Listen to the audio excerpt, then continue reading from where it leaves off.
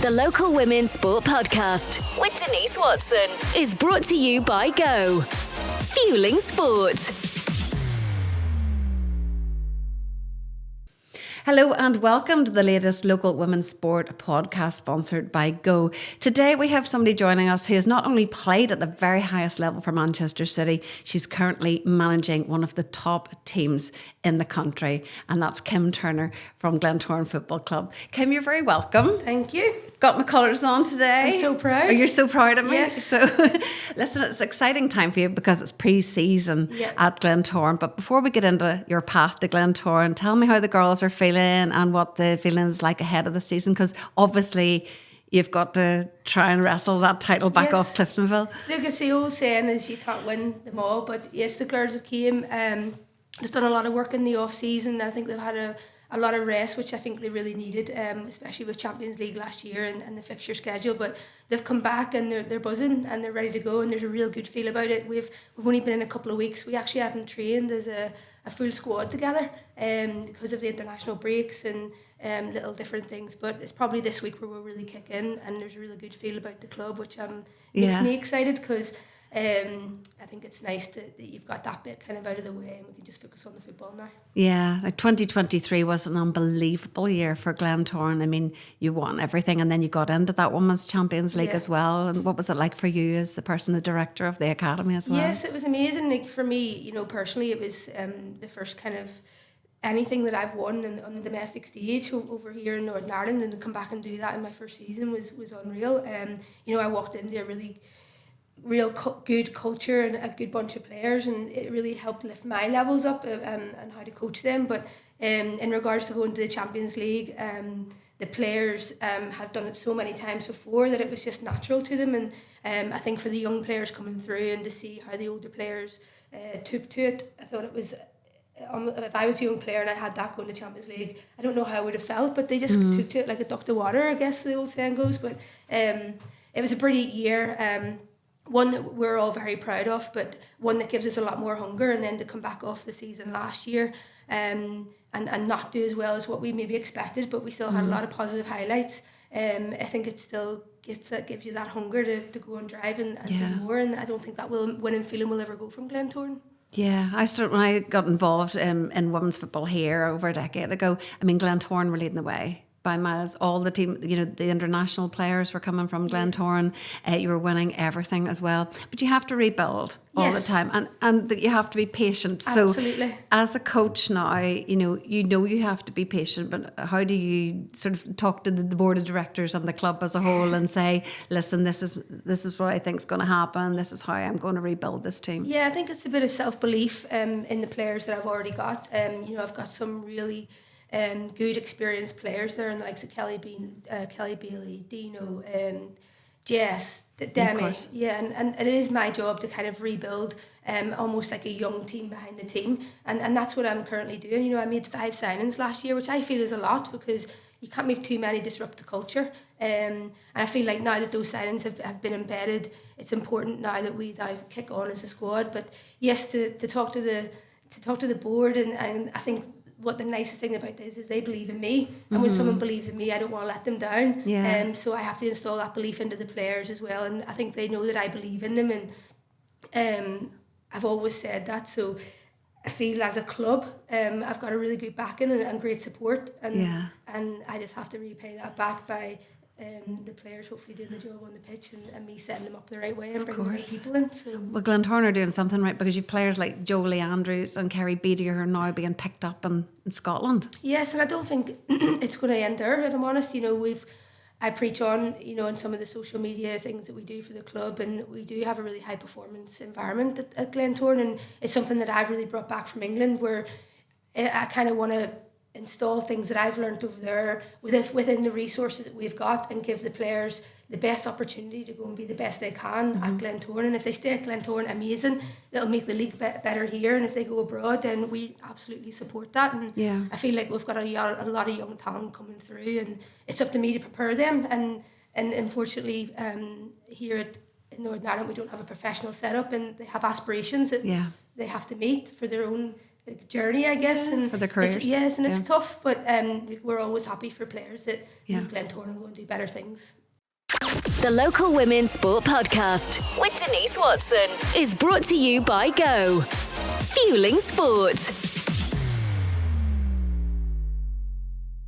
In terms of your journey as a coach, I'm going to focus on your playing career. Obviously, you've come in here today. I have to say happy birthday. I'm allowed to say happy birthday? Yes, of course. Happy birthday. We're on phone. It's a milestone. It's a big 4-0. But listen, I will talk about obviously your playing career, but in terms of coaching, so how did you get your coaching badges and where did you decide that actually this is where my career lies and basically mentoring other girls? Yeah, of course. You know, growing up as a player, I actually never really wanted to be a coach. I went into like a personal training and S&C background, and then I ended my career at Fylde, which is over in England. And actually through COVID, Fylde was one of the only teams that kind of disbanded their women's team, and I fought back, and Sky Sports were on, and I ended up being on Sky Sports, and I got the club back, and I got the girls back with a very small budget.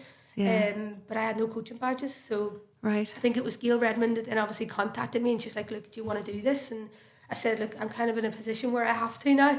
So I did it, and I came back home. I did my badges with the IFA, and I've been really supported by the aftercare program of international players. So I got my B license and my A sponsored by UEFA. Very good. And paid for, which is something I'm really happy about. But yes, I got my B license, and then I took my first year at Fylde, and we did better than expected with a new group of players, a new manager, a new coach, a very low budget, and we were on the way to basically winning the National League and going into the Championship in England. That's brilliant. So for me to then coach in the Championship, I need my A licence, which then pushed me on to do my A licence. And again, I came home and did it with the Irish FA, and unfortunately that year we lost the league by 1 point. But I went through that journey and understood what it took to kind of get up to that Championship, and it was an exciting time, but it's also pushed me to be where I am with my badges, and here we are. Brilliant. And you mentioned Gail Redmond. That's somebody who you work with at the women's the under-19 setup in Northern Ireland. Me and Gail go way back. Gail actually recruited me for my scholarship in America when I was 18. And I went out to America and played for the University in Southern Miss, and it was actually Gail Redmond and Claire Ray who were the coaches out there.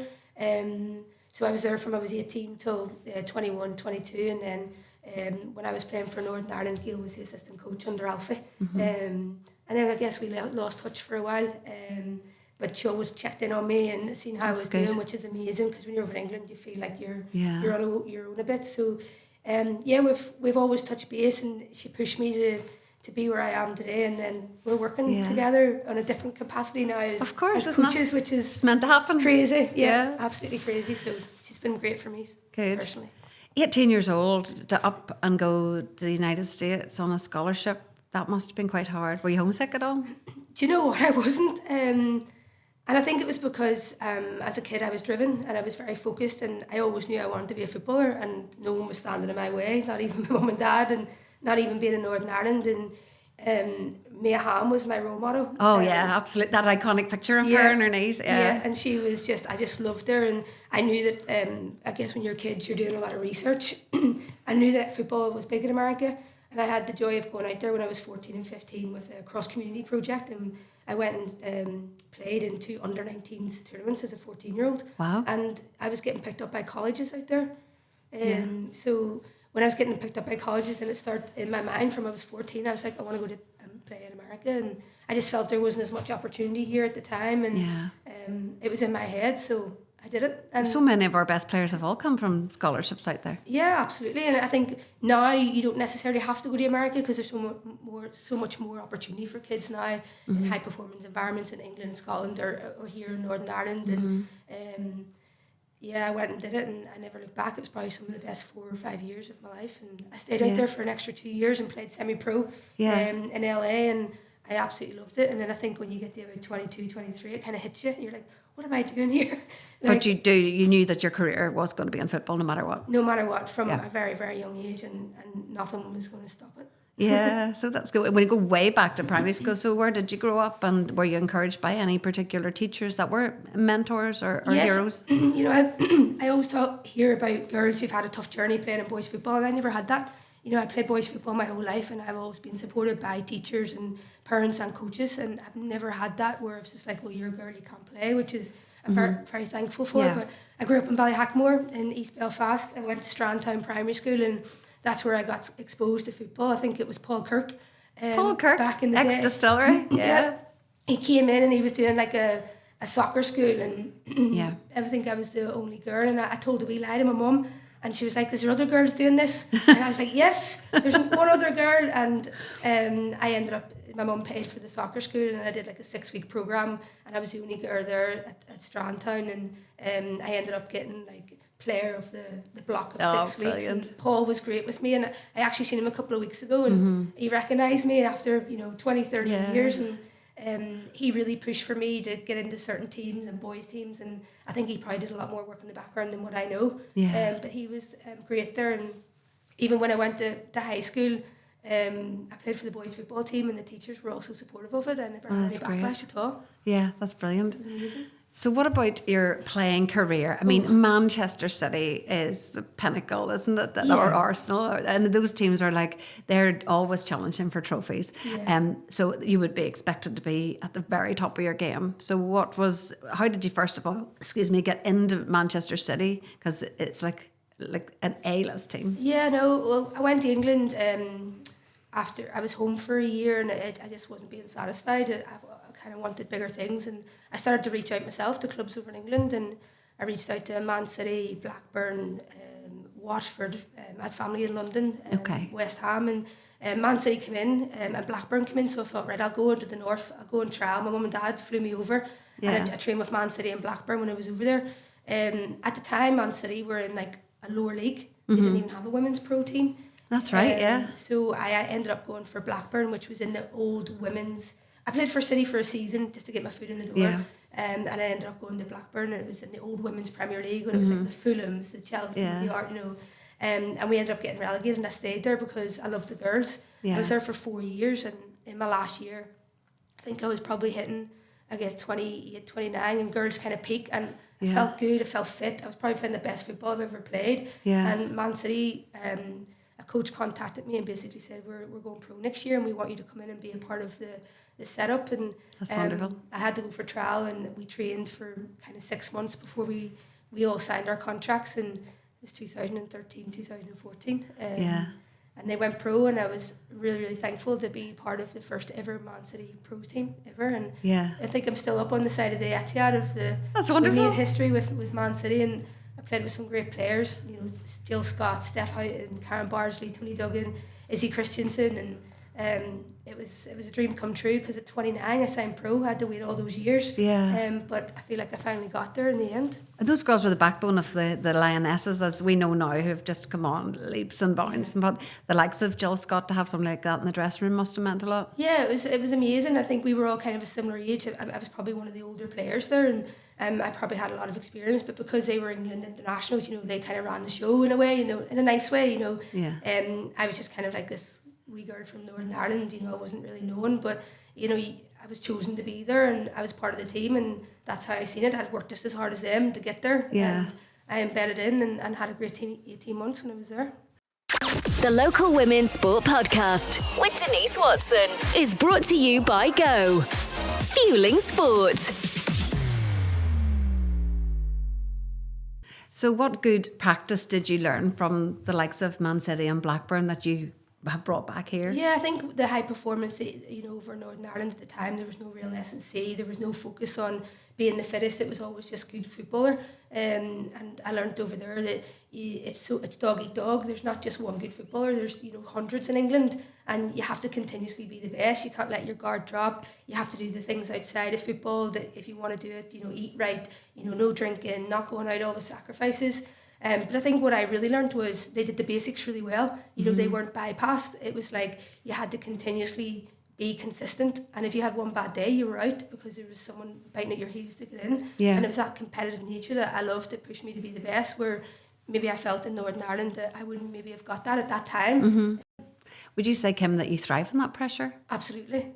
I love the pressure, and I was an emotional player, and I was a passionate player, and I felt like if I wasn't being pushed, even though I pushed myself, it wasn't the place for me, and I continuously had to be somewhere where I was going to be pushed to be better, whether that was another player or a coach telling me to be better. I just felt that was what I needed and what I thrived off, and I was almost like, I guess in a way where I'll show you, you know, no one's going to say that to me. I'm going to prove you wrong in a way, but also prove myself right. Yeah. And when you look back now, you can see that something that might have been a huge disappointment or a setback is actually maybe just think about it in another way. It's maybe been what's made you the resilient person you are now. And I had loads of setbacks. Like I had surgery on my knee when I was 18. I was told at 24 that I have a chronic knee disorder. Like it was like arthritis kind of a way. And I was told at 24 I shouldn't play anymore. I was just like, no. So I went into rehab. I got physios. I did prehab all the time. I looked after my body and I continued to play. And I would love to have played longer than 34, but my knees finally did give up. And absolutely. It just made me keep pushing, and it never stopped me. It was quite headstrong, I guess, in a way. Well, you talk to athletes, and it's that period on the sideline, if it's an ACL or a cruciate or something really big, and you're an entire season out, how you stay mentally strong and how you stay focused and positive. That must be hard. Football was my identity in a way, you know. And if you don't have football, you lose your identity. But there was always an end goal. And I knew there was always an end goal, and I think that end goal drove me to do the day-by-day things to get to that end goal. So now director of the Glentoran Women's Academy, and I mean that's a nice title. But obviously, as you say, there's pressure on you to do different things within the club. But this Glentoran as a club also reach out to the community very much, and there's lots of paths. You were telling me about one just before we started recording. That's particularly impressive. Yeah, my job includes kind of 3 roles, which is looking after the Glentoran Academy along with some other help. The women's first team, and then obviously now we've got an education pathway, which is amazing. We're going into our 3rd year. I've got 16 girls in it, and like you said, going out into the community, it's not just Glentoran players that can come to the Glentoran scholarship programme. We've got girls from Bloomfield, Civil Service, Cumber Rec, Linfield Crusaders, Portadown, Craigavon, and it's basically what we've seen at this Glentoran is an opportunity to provide girls the same as what the boys have, which is a scholarship programme of playing football every day, going to school every day, getting your A-levels, going to university and having something away from Glentoran, but it's Glentoran that's providing, and Ashfield Boys that is providing that pathway, and it's just that kind of equality thing is if boys are doing it, like why can't girls? And absolutely. We've pushed it, and like I said, we're going into our 3rd year. I've got my 2nd years now starting to apply for university, which is unreal. You can tell by your face, you're absolutely delighted by this. Yes, it's something that I never had and wish I would have between 16 and 18, and the fact that now girls can go to school and play football and be registered at a boys' school and be coached and do S&C at 16 with a really relaxed learning environment. I think it's incredible that we can offer that. And again, going back to Glentoran, the community, it's not just for Glentoran players, it's for everyone, and we want to make sure that it stays open for everyone in East Belfast and beyond. Yeah, that's great. You say these opportunities are for the age group coming through.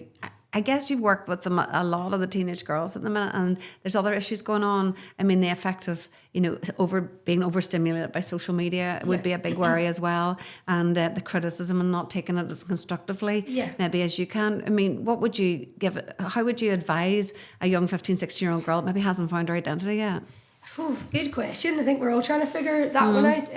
But I think the biggest thing is that, especially in sport and especially in the scholarship programme or in school, is that you've got good people around you and you're not on your own. And there'll be opportunities where you will do well, and there'll be times where you'll fail. But when you fail, it's not the end. There's, like I said about my injury, there's always a goal at the end of it. And I think now with school especially, and with football, there's so much more opportunities. Like back in the day, we did our GCSEs. That's it. Went to A-levels, college, and then uni. There was no other pathway. Now there's BTECs. You can take a year out, and you can go and play sport or football in a different country. You can go to work if you want. It's okay. It's not frowned upon. And I think just with the social media and the social aspects of young people now, I think that they feel so stressed that they're not doing what everybody else wants them to do, where you just kind of have to focus on what you want to do, and stick to it, and don't care what anyone else says. And if there's a wee bump in the road, get up and put your pants on and brush your hair and go out and try again. That's it, exactly. So your hopes for Glentoran this season, obviously, to wrestle that trophy back off Yes. Cliftonville. It'll be tough, but we'll try. Yeah, but, even in your first season, didn't you win the County Antrim Shield in the Irish Cup? So, Yes. you came in there, you had a plan, you put it into place, and you immediately won silverware. So I guess it's expected again of a big club like Glentoran. Ultimately, what would you like in your career to achieve in the next few years? To continue to be successful here at Glentoran and to continue to win trophies, obviously is the main outcome. But for me is to continue to develop young players in Northern Ireland. And I was very lucky to grow up in Northern Ireland and have some great coaches that really pushed me in the right direction. And I want to give back. I've left for 20 years and I feel like I owe it to give back to women's football over here. And I would like to continue to do that for as long as I can. Look, I have big aspirations. I would love to go abroad. I was one of the first female footballers to go to England and play pro. Played for Northern Ireland, and I would love to go abroad, whether it's in England or Europe, and go and coach over there. I would love to, and I really love to go on my pro license this year, so that I can go and do that. Home's home. I love being home. I've been home now for nearly going on 3 years, which is flying. Yeah. If the league was to continue to grow here and we were to go professional, Glentoran were to continue to back me as the manager, the governance would be able to continue to back women's football, I'd stay here for the rest of my life. Yeah. As long as I knew that it was going into that professional environment. But if it was to stay still, then I don't think I could stay still with the game. And unfortunately, I think players are seeing that as well. And I do think that we're probably 10, 12 years behind England. And I think it's time at least a decade. Yeah, I think it's now time to kind of say put your money where your mouth is and invest in the women's game and really push it, because the players that are coming through really deserve it, and the players that have been there for the last 20 years also deserve it. And I think now players that are now becoming coaches, Marissa, Julie, Danielle McDowell, we also deserve it, to be in a place where we want to be. And I always say this, yes, it's great to go to England and America and play football, and a lot of the time the attraction is full-time football. A lot of girls want to go over and leave home. Not girls want to go and live in a flat with 3 or 4 of the girls. People want to stay here. So I feel like it's up to us, and it's up to NIFL and the IFA to go and produce that and let our best players stay at home and play professional football and not have to go overseas because they feel like they have to. Yeah. Because we have proved, in 2022, that Northern Ireland women, against a lot of odds, got there to a major championship. Absolutely. That's the aim again, and to actually make that something that happens all the time. Yeah. I do agree. And at Glentoran, we use other professional clubs and the Northern Ireland. The data that we use is we try and meet that in a part-time kind of programme, and we try and use the resources best we can, and we'll continue to put players on a development plan that will get them to Northern Ireland and to England or Scotland or wherever they want to go. But look, I think it's time that we also provide a platform for our best players to stay and play professional football here, and I think it's time, it's long overdue, if I'm honest, and we just have to push it. Well, we've got a good person at the top of the women's football, haven't we? And the Irish Football Association, Angela Platt, is no better woman than trying to move a strategy forward like that there. And 23s I think is the next thing, because we've seen now that Northern Ireland under 19s are now making debuts and appearances and getting into the squad of the senior squad. But what if you had a 23s team there where you had 20 or 16 players to pick from, a little bit older, and what if you had a professional setup here where you had your players closer to home, And like I said, I'm a hypocrite saying that. I went away because I didn't have the platform. Because you couldn't here. 20 years on, we still don't have the platform, and kids don't want to always go away to Scotland or England, and let's make the platform for them and push on. Because we know that we are the best people in Northern Ireland. We are lovely people.